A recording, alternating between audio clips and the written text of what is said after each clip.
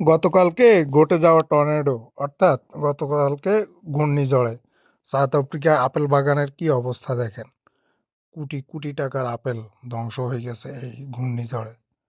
উল্লেখ্য, গত 3 দিন থেকে সাউথ আফ্রিকার আবহাওয়া খুবই খারাপ এবং একটি ঘূর্ণিঝড় হয়েছে প্রচণ্ড আকারে, যাতে সাউথ আফ্রিকার প্রচুর অর্থনৈতিক ক্ষতি হয়েছে। বিশেষ করে এখন আপেলের সিজন, আর এটা এখনও পরিপক্ক হয় নাই, বাজারজাত করার মতো হয় নাই, কিন্তু এর আগে সব ধসে পড়ছে। দেখতেছেন কিভাবে যে আল্লাহর দান, কি এক অবস্থা।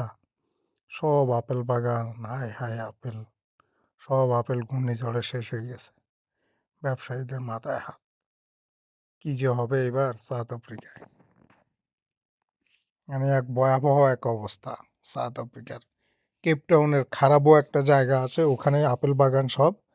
এই দেখতেছেন, এই সবগুলোই কিন্তু পরিপক্ক হয় না। হ্যাঁ, এই সব আপেল ধ্বংস হয়ে গেছে। আপেল বাগানের মালিক পুরোপুরি ধ্বংস হয়ে যাবে।